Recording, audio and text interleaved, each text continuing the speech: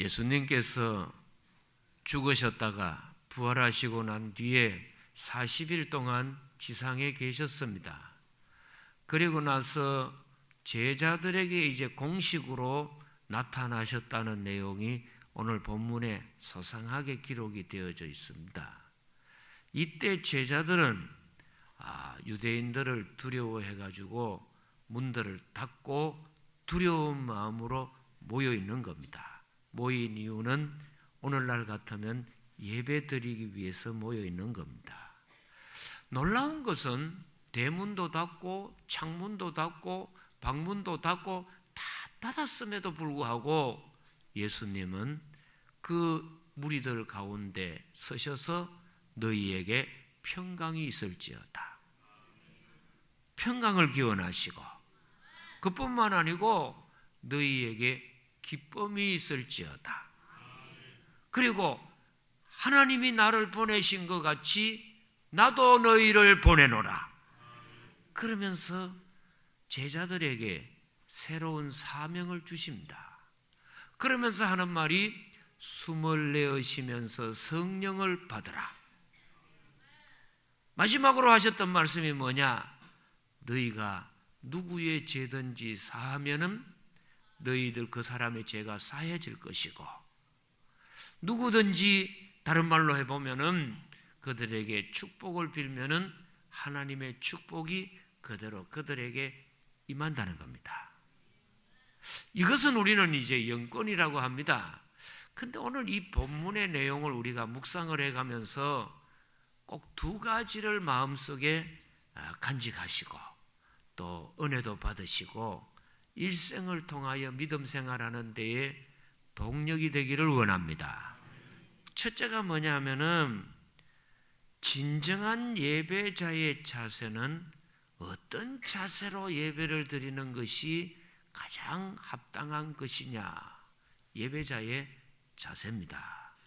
또 하나는 진정 살아있는 생명체로서 사람으로 짐승으로 또 곡식으로 꽃으로 살아가면서 어떻게 해야 성장하고 발전하고 열매를 맺을 수 있을까? 이 두 가지를 이제 생각해야 합니다. 그러면 보십시오. 오늘 예수님께서는 제자들이 모여 있는 곳에 오셔가지고 지금 하셨던 내용이 5가지입니다. 몇 가지라고요? 5가지입니다. 첫째로는 예수님께서는 너희에게 평안이 있을지어다. 평안을 기원했습니다. 우리가 살아가면서 다 원하는 것이 뭐냐면은 평안입니다. 이스라엘에 가면은 사람을 만나면은 누구든지 샬롬 합니다. 샬롬이라는 말은 평안하십시오 그런 뜻입니다. 그뿐만 아니고 인류 역사에 등장했던 국가나 제국이 다 마지막으로 원했던 게 뭐냐 하면은 샬롬이라고 하는 평화로움입니다. 로마가 제일 원했던 것이 팍스 로마나라라고 하는 로마의 평화를 원했습니다. 그들은 평화로운 국가가 되기 위해서 필요한 것은 힘이 있어야 되겠네. 힘이 없으면 다른 나라에게 밟히고 포로가 되고 노예가 되니까 강력한 군대가 있어야 평화를 유지한다. 그래서 로마는 평화를 위해서 가장 강력한 군대를 자기들이 양성을 했습니다. 그래서 전 세계의 모든 길은 로마로 통한다고 하는 것만큼 막강한 제국이 되었지만은 결국에 가서는 군대의 힘으로 평화를 이루지 못하고 야만인들에게 멸망해 버립니다. 헬라 사람들은 그리스 철학이라고 하는 소피아, 지혜를 가지고 평화를 원했습니다. 사람이 모르고 무식하면 아는 사람들에게 끌려다닐 수밖에 하고 부자유스럽습니다. 그럴 때에 지혜롭고 배운다는 지식, 이것이 있어야지만이 사람은 평화를 유지할 수 있다 했지만은 그들도 신화로 끝나고 말았습니다. 오늘날 같으면은 전 세계에 미국의 힘이 강력한데 미국 역시 팍스 아메리카나라고 하는 미국의 평화를 원합니다. 이 사람들은 처음에는 자기 나라만 잘 되고 자기 나라만 잘 살면 된다고 생각을 했습니다. 그런데 가만히 보니까 이웃에서 전쟁이 일어나고 또 다른 나라에서 전염병이 도니까 그 나라만의 문제가 아니고 경제적이고 정치적이고 여러 가지 여건이 다 자기 나라로 파급되어 오더라는 겁니다. 제가 알고 있는 장로님은 시골에서 농사를 짓습니다. 한 해는 전염병이 많이 돌기 때문에 자기 논에 밭에는 약을 충실하게 쳤는데 옆집 사람 논에나 밭에는 보니까 약을 안 치는 겁니다. 그래서 게으른지 왜 저렇게 약을 안 쳐? 그리고 그거 뭐 남의 논이야 뭐가 오든 말든 신경 안 쓰고 내 논이니까 내가 챙긴다고 자기 논에는 충실하게 약을 쳤습니다. 그런데 얼마 지나고 나니까 약 챙겨가면 무효가 되다시피 다시 막 벌레하고 그 전염병이 도는데 왜 그래 하고 보니까 옆집에 농약을 안 치니까 거기서 막 부흥했던 온갖 벌레들이 농약이 다 없어지고 나니까 다 이사 오는 겁니다. 그러니까 이거 내 논에만 약 칠 게 아니고 치려면은 옆에 논도 치야 되겠다. 그래서 자네 좀 약 좀 쳐라 말이야. 그 돈이 없어 못 쳤습니다. 그럼 내 돈 빌려줄게. 그리고 이제 약을 친 거죠. 살려면은 나만 잘 사는 것이 아니에요. 같이 잘 살아야 되는 거죠. 그래서 여러분 한 번씩 요즘은 야채를 먹고 생선 이런 거나 이렇게 이제 뭐 그냥 날 것으로 많이 먹기 때문에 1년에 한두 차례는 꼭 회충약 드셔야 됩니다. 회충약 사러 가면은 꼭 약국에서 뭐라고 하는 줄 아세요? 식구가 몇 명입니까? 묻습니다. 그래 저희 집은 2식구입니다. 그러면 2인분까지 갔어요. 그 처음에는 모르고 뭐 한다고 1인분을 더 팔아요. 나는 혼자니까 내 혼자 먹으면 돼요. 우리 부인은 뭐 안에 벌레도 없을 거요. 그랬더니 아니래. 회충약도 가족이 다 같이 먹어야 돼. 효과가 있다는. 그래서 미국이라고 하는 나라가 그걸 깨달은 겁니다. 우리나라의 평화는 나만 잘한다고 되는 게 아니고 같이 잘 되어야 한다. 그래서 다른 나라에 오염이 심하면 그 오염이 안 오는 게 아니거든요. 중국에서 핵실험하면은 우리나라하고 관계 없습니까? 일본의 방사능으로 오염이 되면은 우리나라하고 아무 관계도 없습니까? 다 알고 보니까 도미노 현상 같이 파급이 되는 겁니다. 그래서 이래서 안 되겠다 하고서는 자기들이 전 세계를 다니면서 이렇게 하지 않습니까? 그처럼 진정한 평화가 어디서 오냐 할 때에 미국도 어려움이 많습니다. 그런데 이 평화라고 하는 샬롬이라는 말하고 에이레네라는 말이 평화라는 말은 뭐냐? 값을 지불해가지고 무질서에서 질서로 제자리에 들어가가지고 질서를 잘 유지하는 상태가 평화입니다. 그런데 이 평화는 우리 인간의 노력으로서 되는 게 아니고 하나님이 주시는 선물이라는 겁니다. 그래서 여러분께서 집에 부부간에 좀 평화롭게 화목하게 살고 싶다. 그러면서 막 부인이 결심을 하고 남편도 결심을 한다고 집에 간다 되는 줄 아세요? 새벽에 나와가지고 막 기도하고서 주님, 제가 오늘부터는 남편한테 잘해줘야겠습니다. 부인한테 잘해줘야겠습니다. 아들, 딸에게 잘해줘야겠습니다. 막 결심을 하고 각오하고 보니까 9시인데 아직도 자고 있네.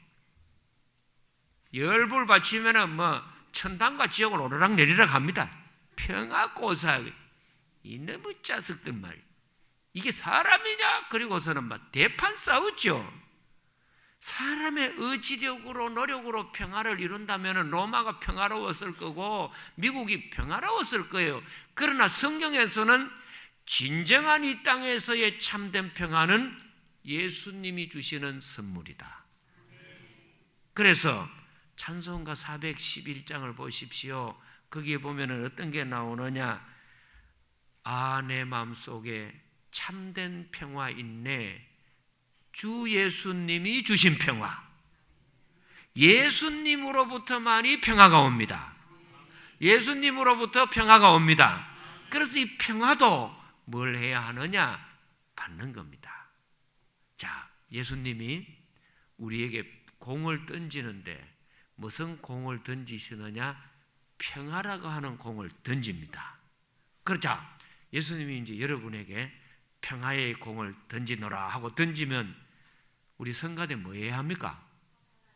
공을 받아야 되겠죠. 공이 날라왔는데 못 본 채 하고 돌아섰다. 아니면은 막 쑥으려 버렸다. 죄송합니다. 쑥으린다는 말은 경상도 사투리인데 고개를 숙였다.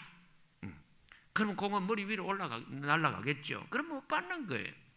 그래서 예수님은 오늘 이 본문 말씀에 너희가 내가 평안을 주노니 너희는 평안을 받기를 원하노라. 너희에게 기쁨을 주노니 내가 주는 기쁨을 받기를 원하노라. 내가 너희에게 사명을 주노니 너희가 사명 받기를 원하노라. 내가 너희에게 성령을 주노니 성령을 받으라. 내가 너희에게 영권을 주노니 너희는 영권을 받으라. 할렐루야. 자, 한번 생각을 해 보십시오. 꽃을 키우는 분들은 잘 아실 겁니다. 또 나무를 키우는 분도 잘 아실 겁니다. 농사를 짓는 분도 잘 아실 겁니다. 올해 농사를 잘 하려면 첫째, 종자가 좋아야 합니다. 짐승이나 꽃이나 나무나 뭐든지 종자 좋아야 합니다. 사람도 죄송합니다만 종자라고는 할 수 없지만은 원래 그 혈통이 좋아야 되지 않습니까? 그래서 똑같은 사람인데도 저는 이태리 남자들 보니까 그렇게 잘생겼어요. 남자 중에는 제일 잘생긴 남자는 이태리 남자들입니다. 잘생겼습니다. 그래 보니까 혈통이 좋거든요. 거기다가 제가 이태리 남자들 그 잘생긴 코가 우뚝하고 막 얼굴이 대리석하고 몸매 그런 사람을 보다가 제 몸 보면은 이게 바나나인지 뭐 영병하거든. 여자는 제가 봤을 때 러시아 여자들하고 아브라함의 부인이 되는 사라의 그 혈통이 되는 요르단 지역의 여자들이 그렇게 곱습니다. 러시아 여자들은 큰 표면에, 요르단 여자들은요 오목조목하게 잘 생겼어요. 그래서 한번 제 기억으로 30년 전에 제 친구 목사님하고 성지순례 갔다가 요르단에 3일 지낸 적이 있습니다. 거기서 제일 좋은 호텔이 그 대우에서 지어놓은 호텔인데 그 호텔에 머물면서 요르단 여자를 보니까 참 잘생겼어요. 그래 왜 저래 잘생겼냐 했더니 아브라함의 부인 되는 사라의 후예입니다. 사라가 말이죠, 나이 60 넘었는데도 애굽 왕이 보고 반합니다. 영감이 뭔지 이해가 안 되시는 모양인데, 우리나라 손바닥만한 백제라고 하는 나라의 궁녀가 몇 명의 궁녀라고 해요? 3,000궁녀인데 백제 나라의 10배, 100배 큰 애굽이라고 하는 제국에 3,000명만 궁녀가 되겠어요? 3만 명도 넘을 거예요. 그런 궁녀들이 수도 없이 많은데도 그 60 넘었는 사라를 보고 그 나라 임금이 반했잖아요. 그 후예가 그 요르단에 있어요. 그리고 우리 친구가 그걸 보고 가더니 한국을 안 올라 그래. 어째 한국을 가야지 왜 그러냐면 너무너무 잘생겼어. 참말로. 그런데 이제 우리가 이래 살아가면서 이래 보면은 말이죠, 그렇게 잘생겼다 한들 뭔지 주세요 보세요. 아무리 종자가 좋고 또 땅이 비옥하고 옥토고 영농법이 좋고 또 비료도 잘 주고 할지라도 한 가지 결정적인 걸 받아야 하는데 그게 뭐냐 하면은 햇볕을 잘 받아야 합니다. 햇볕을 잘 받아야 합니다. 햇볕을 못 받으면은 곡식 못 자랍니다. 꽃이 안 자랍니다. 제 기억으로는 전두환 대통령 시절인지 한 해 농사가 완전 흉년이 왔습니다.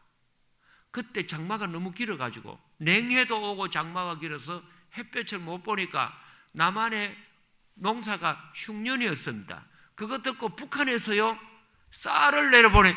내는 거 기억하세요 못하세요? 기억은 저만은 뭐 곡식이나 꽃이나 나무나 짐승이나 사람도요 햇볕을 봐요.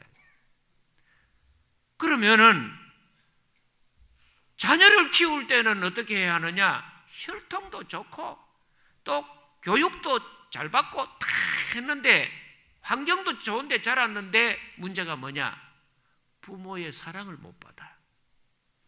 부모의 사랑을 못 받은 사람은요 뭔가 틀어져 있습니다. 예수를 믿으면은 예배를 드릴 때에 우리가 예배를 왜 드리느냐? 그리고 예배자가 드리는 자세 중에 제일 훌륭한 자세는 어떤 자세로 예배를 드리냐 할 때는 원칙적으로 1번은 주님이 주시는 은혜를 받는 자세입니다. 받는 겁니다. 그래서 오늘 예수님께서는 제자들에게 모인 곳에서 가운데 서서 5가지를 받도록 하십니다. 너희에게 평강이 있을지어다. 너희에게 기쁨이 있을지어다.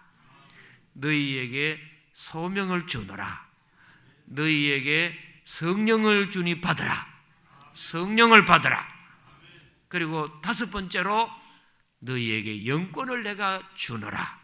자, 오늘 본문을 한번 보시겠습니다. 20장 19절입니다. 이날 곧 안식 후 첫날 저녁 때에 제자들이 유대인들을 두려워하여 모인 곳에 문들을 닫았더니 예수께서 오사 가운데 서서 이르시되 너희에게 뭐가 있기를 원한다고요? 평강이 있을지어다. 우리 성도님들 예배에 주님이 주시는 주님께로만 나오는 평강이 임하기를 축복합니다. 평강을 받기를 축복합니다. 2번째로는 20절에 보니 이 말씀을 하시고 손과 옆구리를 보이시니 제자들이 주를 보고 기뻐하더라. 기쁨이에요. 자, 보십시오. 여러분이 살아가실 때에는 밥만 먹는다고 사는 게 아니고 돈만 있는다고 사는 게 아니고 살맛이 나야 됩니다. 기쁨이 있어야 됩니다. 그리고 거기에 대한 뭔가 흥미가 있어야 합니다. 그래서 강의를 들어도 어떤 강의 시간에는 시간 가는 줄 모르고 재미있는데 왜요? 기쁘니까. 설교를 듣는데도 재미가 하나도 없어. 그럼 어떻게 합니까? 순교해야지요. 뭐. 저도 한 번씩 외국에 나가간 길에 한 번씩 설교 들으면 날씨는 더운데 에어컨은 약하고 설교는 길면 막 인내심 입시하다가 막 총으로 빵 쏘고 싶어요. 오늘 우리 최 목사님이 경북로에서 목사 안수를 받았습니다. 최지훈 전도사님이 여기 이제 앉아 있는데 이제 목회 출발을 하는데 꼭 최 목사님 들으세요. 설교가 은혜롭지 않으면 짧게 하세요. 설교가 은혜도 안 되고 길면 며칠 못 가요.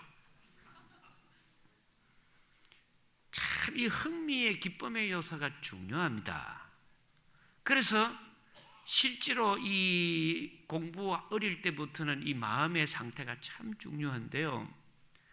황수관 박사님이 살아계실 때 늘 했던 말이 있어요. 여러분 기억하시면 웃으면 우리 몸에 어떤 호르몬이 나온다고 해요?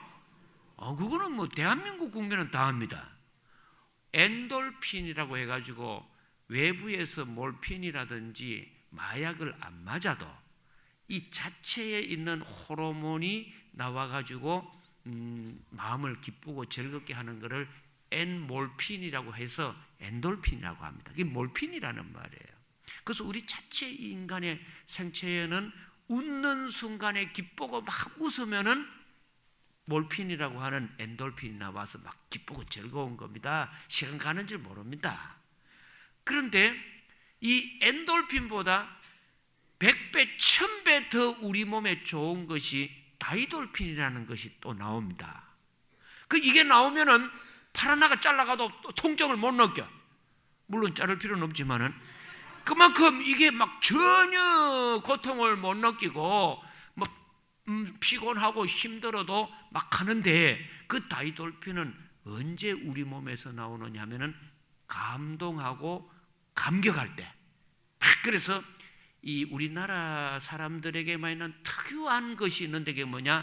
막 장구치고 막 이렇게 북을 치다가도 뭐가 나느냐? 흥이 나면 뭐가 나요? 흥이 나면 피곤한지를 몰라. 밥도 안 먹었는데 하루 종일 친다니까. 뭐가 나면은 제 이름이 흥식이라니까요. 제가 흥이 나면 목에 월급 안 줘도 합니다. 힘들어도 합니다. 뭐가 나면? 흥이 나는 상태, 그게 다이돌핀을 배출한다고 하는 감격의 순간이에요. 내가 나라를 위해서 목숨을 바친다고 한 감격과 막 감동이 있는 상태가 되면요, 우리 몸 안에서는 그런 게 스스로가 나오는 다이돌핀이라는 호르몬이 나온다는 거죠. 근데 이거보다 더 좋은 상태가 뭐냐면은 옥시토신이라고 하는 호르몬이 분비가 우리에게 되도록 하나님이 만들어 놓으셨대요. 옥시토신. 그래서 이 옥시토신은 다른 말로 하면은 이게 조금 이제 어떤 상태가 되느냐 하면은 엑스타시라고 하는 그 단계에 들어가는 순간에 우리 몸에서 나오는 호르몬이 옥시토신이라는 겁니다. 엑스타시라고 하는 것은 황홀경, 무아지경을 말합니다. 사람이 살아갈 때 막 기분이 좋고 막 하게 되면은 황홀한 상태가 되잖아요. 그 무아지경의 상태의 기쁨에 젖어들어서 하는 상태가 뭐냐? 찬송에서는 이런 표현을 나와 세상은 간 곳 없고 구속한 주만 보이도다. 내가 없어요. 세상도 없어. 몸은 내가 분명히 있고 나라고 하는 자아는 여기 있는데 주님의 기쁨이 이제 오니까 그 기쁨이 얼마나 충만했던지 나와 세상은 간 곳 없고 구속한 주만 보이는 엑스타시와 무아지경에 들어갑니다. 불교에서는 무아지경이라고 하는데 이런 놀라운 상태에 들어가는 단계는 언제가 오느냐 하면은 하나로 일체감을 느낄 때, 하나가 될 때 기쁘다는 거죠. 그래서 이런 순간을 맛보는 경우들이 영적으로나 하나님의 법칙으로 느끼면 되는데 못 느끼는 사람들이 그런 기분을 느끼려고 하는 것이 아편을 맞고 마약을 합니다. 그러면 막 황홀해지거든요. 근데 이런 황홀경은 일체감이 언제 오느냐 하면은 여자분들이 다 알잖아요. 이제 뱃속에 10달 동안 아이를 적금을 듭니다. 그러니까 적금 탈 때 되면은 돈은 좋은데 이 아이 나올 때는 힘들지 않습니까? 그러니까 막 고통스럽고 힘들지만은 다시는 내가 이 아이 놓는가 봐라 하고 막 결심을 막 합니다. 물론 저는 제가 경험한 건 아니고. 그런데 다시 또 아이를 놓는 이유가 뭐냐면은 자기 뱃속에 있다가 나온 아이를 가슴에 품고 젖을 먹일 때 아이와 내가 일체감을 느낄 때에는 모든 고통과 힘든 일이 사라지고 그 아이에게 몰입해가지고 니는 나고 나는 너와 같아 그러면서 일체감을 느끼는 순간에 기쁨이 온다는 거죠. 조금 더 설명을 드리면은 청춘 남녀가 만나서 결혼을 합니다. 신혼여행을 갑니다. 제가 여러 번 그랬어요. 신혼여행은 왜 신혼여행이라고 하느냐? 한 사람 신나고 한 사람 혼나는데 어떻든 뭐 신나든 혼나든 누가 하는지는 조사를 해봐야 합니다만 일체감을 느낄 때 남녀는 최고의 황홀한 순간에 들어갑니다. 그러면 우리가 신앙적으로 최고의 기쁨의 상태에 들어갈 때는 언제 오느냐? 주님과 나와 하나가 될 때. 주님은 내 안에 계시고 나는 주님 안에 계시고 할렐루야. 그런 상태가 될 때 오는 기쁨이 오늘 이 본문의 기쁨입니다. 자, 오늘 본문 보세요. 20절 이 말씀을 하시고 손과 옆구리를 보이시니 제자들이 누구를 보고 기뻐합니까? 주님을 보고 기뻐하는 겁니다. 이런 영적인 기쁨을 체험하기를 축복합니다. 축복합니다. 그래서 이 엑스타시라고 하는 황홀경에 탁 순간이 들어가면 놀랍습니다. 제가 전임 전도사 시절에 청년부 여름 수련회를 위해서 저 울진 갈멜산 기도원에 갔었습니다. 3박 4일 갔었습니다. 그 앞에는 성류굴이라고 하는 굴이 있어요. 그리고 시내가 있는데 그 백사장에서 저녁에 기도하러 나갔습니다. 그런데 이제 이튿날부터는 이상하게 청년 임원들이 와가지고 전도사님, 우리 여기까지 왔는데 그냥 가지 말고 영적 체험을 한번 하고 가면 좋겠습니다. 그래 어떻게 하고 싶어요? 했더니 한 끼 금식을 하고 기도하면 좋겠습니다. 수련회 하겠습니다. 그래요. 그 처음에는 임원들이 아침을 하더니 점심때 되니까 다 동참을 해가지고 하는데, 그래서 이제 저녁에 백사장에 나가가지고 기도를 하는데 그 기도 가운데 갑자기 왜 저 옛날에 카메라 찍을 때는 마그네슘 넣어가지고 푹 터주잖아요. 한참 막 기도 세계에 들어가는데 뭐 팍 타는 느낌이 나고 훅 밝아지는 것 같았는데 갑자기 막 형용할 수 없는 기쁨과 막 황홀한 순간이 오게 되었어요. 그 막 기도하는 청년들이 무릎을 꿇고 모래사장에 기도하는데 그 모래사장에서 1m씩 막 올라갔다 내려갔다 막 이러는 것 같아. 와, 이럴 수가 있나.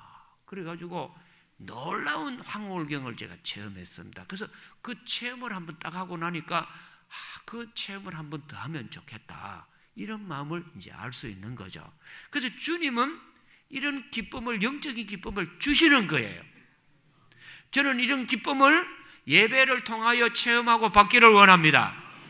세 번째가 뭐냐? 21절에 보니 예수께서 또 이르시되 너희에게 평강이 있을지어다. 아버지께서 나를 보내신 것 같이 나도 너희를 보내노라. 사명을 주는 겁니다. 그래서 우리 성도들은 세상적인 직업이 있고 예수님께로부터 받는 소명이 있습니다. 베드로의 원래 직업은 물고기 잡는 어부지만은 예수님을 만나고 난 뒤로 너는 사람을 낚는 어부가 되리라. 이건 소명이라고 합니다. 콜링입니다. 바울 같은 경우에는 텐트 만들고 학자였는데 다메섹에서 예수님을 만나고 난 뒤에 예수님께서 주신 소명을 받았습니다. 너는 이방인의 복음 전도자가 되어라. 할렐루야. 그러니까 예배를 드리는 자의 가장 좋은 자세는 주님이 주시는 걸 받는 자세입니다. 받는 자세입니다. 받는 자세입니다. 물론 예배 시간에 깨닫는 것도 중요하고 또 교훈도 중요하고 따라 적는 것도 중요하고 다 귀해요. 그러나 원래는 예배를 드리면서 주님이 이 시간 나에게 주시는 것을 받는 겁니다. 자, 비가 많이 옵니다. 가뭄에 비가 오면은 항아리에다가 물을 뭐 해야 합니까? 받아야지요. 받으셔야죠. 그래서 이 예배는 뭐와 같으냐? 화분에 꽃이 그늘진 곳에 있으면 시듭니다. 우리 교회도 얼마 전까지만 해도 이 뒤에 영상에 있는 이걸 하기 전에는 에덴 동산에 선악과 나무와 같은 것을 상징하는 나무로 이렇게 뒤에 갖다 놨더랬습니다. 근데 이게 햇볕이 안 되니까 3개월, 6개월 지나면요, 아무리 싱싱한 게 들어와도 시들시들해집니다. 그래서 시들하면은, 권사님 물 좀 더 주시죠. 또 아니면 주집사님 이거 조금 더 비료를 주시면 왜 이렇게 시들어요? 그러면은 저를 보고 해요. 목사님, 그거는 물 준다고 좋아지는 게 아니고 비료 준다고 좋아지는 게 아니고 뭐를 받아야 돼요? 뭐를 받아야 돼요? 햇볕을 받아야 돼요. 그래서 그거를 수레에 끌고 밖에 햇볕에 갖다 놓으면 하루, 이틀, 3일 지나면요, 싱싱하게 살아납니다. 종자가 아무리 좋아도, 아무리 옥토라도, 아무리 영농법이 좋아도 뭐를 못 받으면 죽어요? 햇빛을 못 받으면 죽어요. 사람이라면 사랑을 못 받으면 죽는 것처럼 우리 믿는 성도들은 예배에 와서 뭘 하여 여기서 예배를 오느냐? 주님이 주시는 것을 받기를 원합니다. 받기를 원합니다. 그러면 한번 이렇게 제가 물어보겠습니다. 여러분 이렇게 한번 보세요. 이 목사님, 예배에 나와서 가장 좋은 자세는 어떤 자세입니까? 이렇게 한번 물어보시는데 어떤 자세가 예배자의 자세입니까? 이렇게 한번 물어보세요. 저한테. 무슨 말인지 이제 금방 잊어먹으시는데, 예배자로 제일 좋은 자세는 받으려고 하는 자세입니다. 받는 자세입니다. 예수님이 우리에게 예배를 통해서 모인 무리들에게 축복의 공을 던지세요. 은혜의 공도 던지세요. 평안의 공도 던지세요. 새로운 소명도 던지세요. 기회도 던져주세요. 근데 이걸 안 받고요, 등을 돌려버려. 이걸 안 받고 고개를 숙여버려. 이걸 안 받고 닫아버려. 그러면은 공은 왔다가 튕겨서 다시 돌아가 버려요. 그럴 때 예배 시간마다 뭘 하느냐? 주님이 주시는 은혜를 받기를 원합니다. 그래서 비가 오면은 항아리 뚜껑을 열고 항아리에 잘 받는 것처럼 그 순간순간 찬양을 통해서, 말씀을 통해서, 기도를 통해서, 섬김을 통해서 시간 주님이 나에게 주시는 은혜를 받기를 원합니다. 받기를 원합니다. 자리에 앉으시겠습니다. 기도드립니다.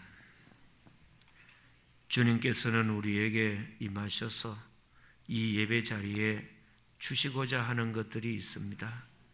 평강 주시기를 원합니다. 기쁨을 주시기를 원합니다. 아멘. 새로운 삶의 소명 주시기를 원합니다. 아멘. 성령을 주시기를 원합니다. 아멘. 영권을 주시기를 원합니다. 아멘. 이 예배에 받기를 원합니다. 꽃과 나무가 또 벼들이 아무리 좋은 종자요 씨앗을 심고 옥토라고 할지라도 햇볕을 받지 못하면 시들어 버리는 것처럼 내 인생에 아무리 다 갖춘다 할지라도 이 예배를 통하여 주님의 빛을 보지 못하고 주님의 은혜를 받지 못하고 주님의 성령의 능력을 공급을 받지를 못한다면 진정한 삶의 기쁨은 없습니다. 남은 삶은 예배자로서 주님이 주시는 것 받게 하여 주옵소서. 아멘. 예수님 이름으로 기도드리옵나이다. 아멘. 아멘.